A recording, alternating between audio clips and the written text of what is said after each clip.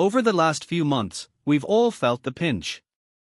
The Indian stock market dropped around 11%, and many of you might have noticed your portfolio in red more often.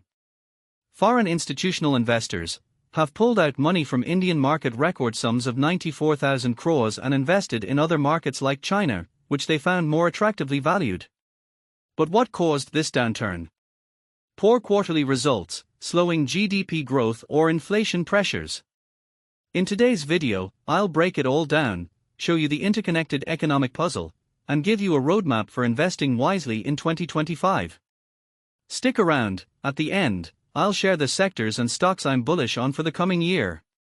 Let's start with the foundation of any economy, GDP growth.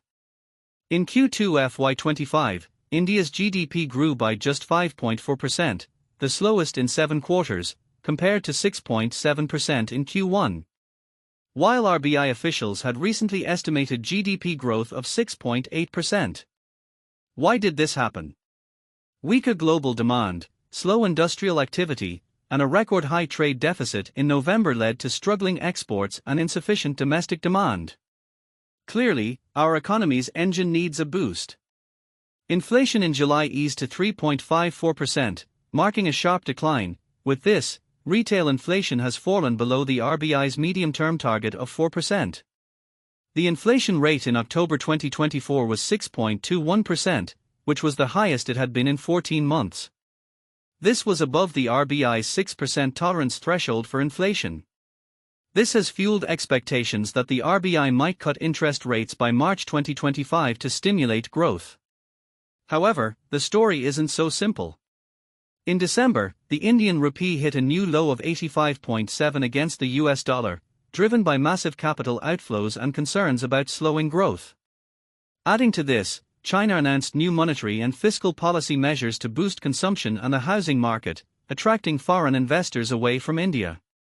These outflows added pressure on the rupee and increased market volatility. Now, let's dive into the numbers behind the government spending and fiscal management for FY 2024-25.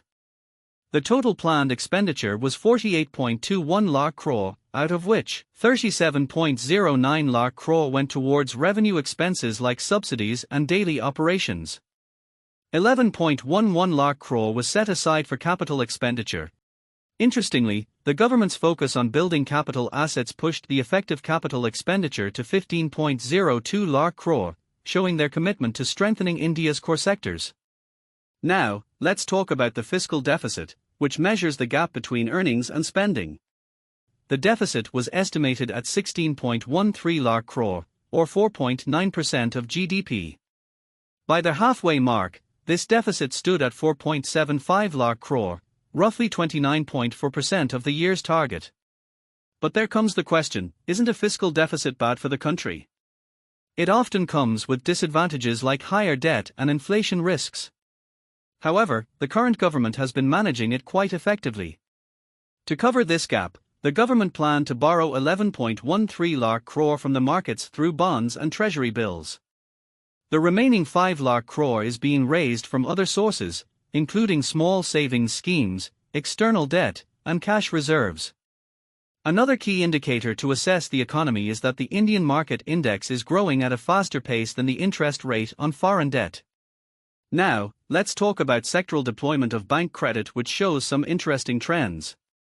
Positive credit growth in agriculture signals opportunities for FMCG and agri-related sectors, while increased manufacturing credit suggests industrial activity is picking up, benefiting related stocks. In real estate and housing, higher credit deployment hints at growth in realty and construction. However, a dip in personal loans reflects subdued consumer spending, which could impact discretionary sectors. Now let's look at market valuations. The Nifty 50 is trading at a price-to-earnings ratio of 24x, well above its 10-year historical average.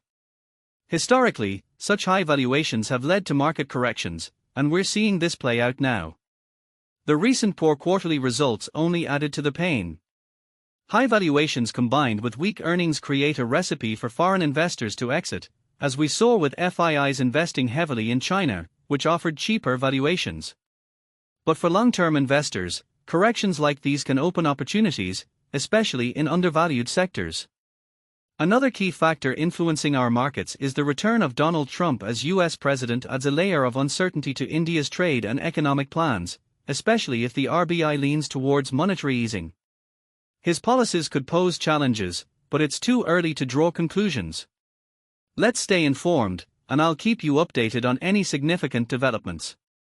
Now, keep in mind when investing in 2025. Focus on valuations. Look for companies trading below their industry average or their 5-year median P/E ratios. Strong fundamentals. Invest in companies that show consistent earnings growth, low debt, and resilience in tough times. Banking and NBFCs, benefiting from strong credit growth. FMCG and healthcare, supported by robust rural demand and increasing health awareness. Real estate and auto, expected to recover as consumer spending improves. Green energy, a long-term growth story as India transitions to renewables. Now comes my stock watchlist. Some are in my portfolio, while others await Q3 results in January. Screenshot the list in the video to start your research. For broader market exposure, consider ETFs and mutual funds. I've covered these in previous videos, and the links are provided in the description. If you found this video insightful, do like, share, and subscribe to Unbox Finance. Let's step into 2025 with confidence and clarity. Until next time, take care and happy investing.